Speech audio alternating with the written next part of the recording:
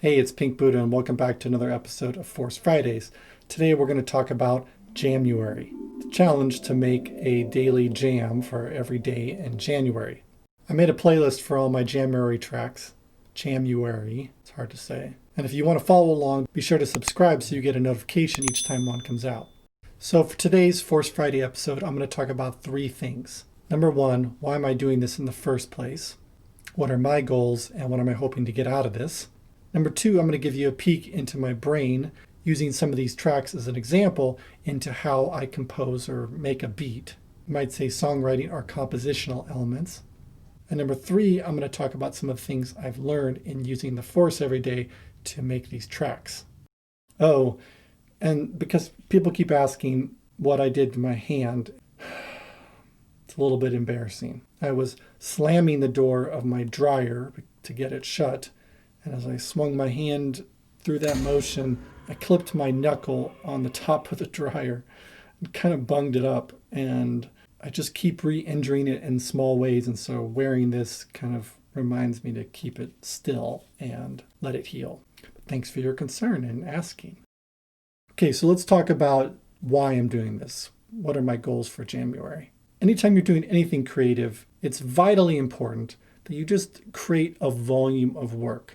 Ivor Glass, a famous radio show host, describes this better than anybody I've ever heard.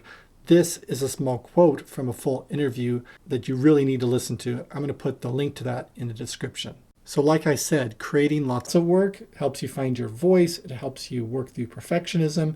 And it's just what you have to do to get better. So this challenge of doing a track or a kind of a jam every day for January, it's a relentless challenge just to keep creating and not go back and overly try to perfect things, but put it out in the world and move on to the next idea.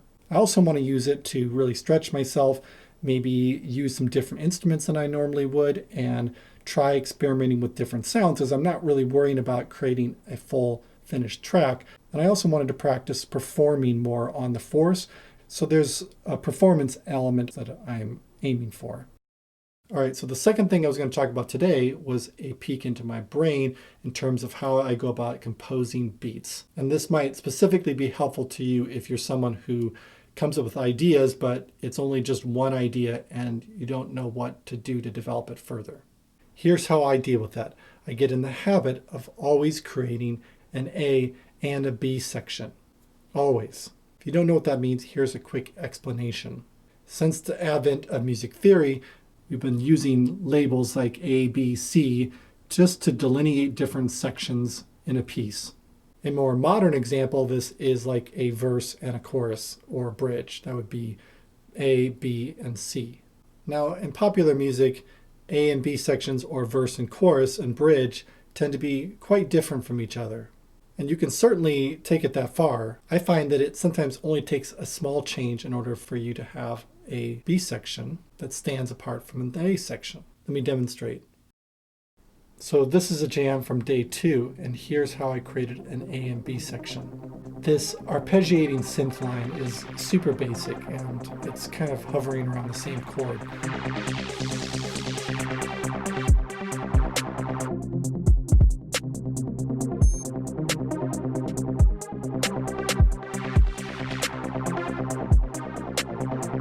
So that's holding down my A section. And it's actually going to be playing through the whole thing. So to create a B section, I added this bass line, and the first note I play transforms the arpeggiated notes into like an entirely different chord.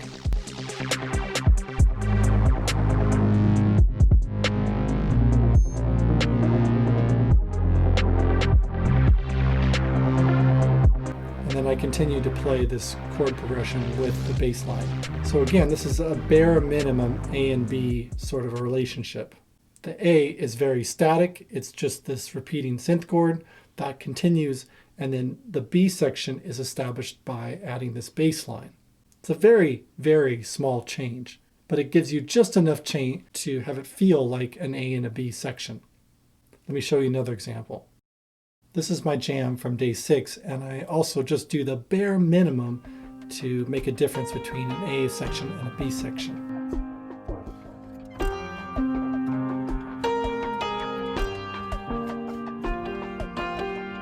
It's actually the same chord progression the entire time. What I'm doing to make it feel different is that I'm adding this arpeggiation in the right hand for the B section, and I just changed the drums to open it up and sound different.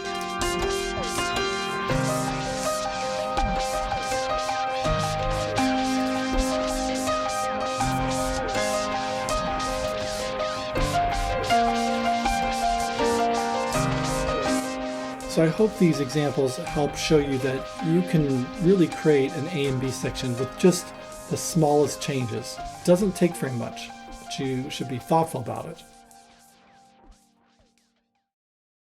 Okay, so the last thing I was going to talk about in today's Force Friday episode is some things I've learned about the Force and doing these live performance jams. And the first one is that I think it's better to keep loops to only 4 bars. There's a big difference between when you're making the beats versus when you are listening to them.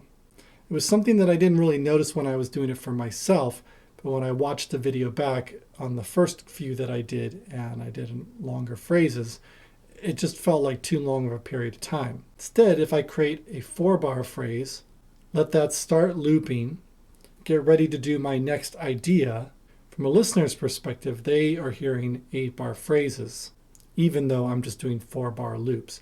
Let me give you an example. In this other one here that we already watched, there's a long span of time in between when I'm changing ideas. Compare that to this toy piano loop, where I just create a 4-bar loop, and while that's looping, I'm preparing to start the next one. But you, from the listener, get to hear 8 bars.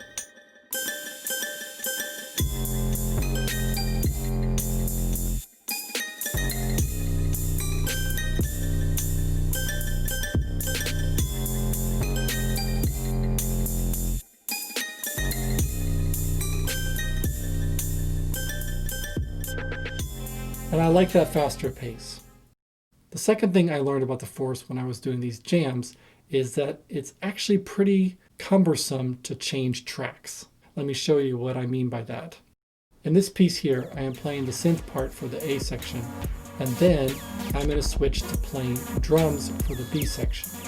But what took a lot of practice was getting my timing down right so that when I push the button to change tracks, you have to hold it down for quite a while. I mean, not a long while, but long enough in a performance situation when you need to get there in time.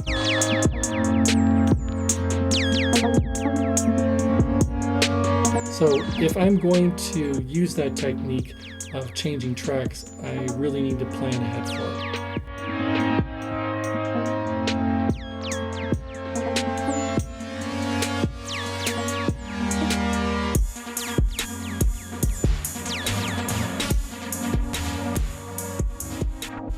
Well, I hope you enjoyed this Force Friday episode. It's a little different than we normally do. If you wouldn't mind hitting the like button, because it really helps me out with the YouTube algorithm. And I hope to see you next week.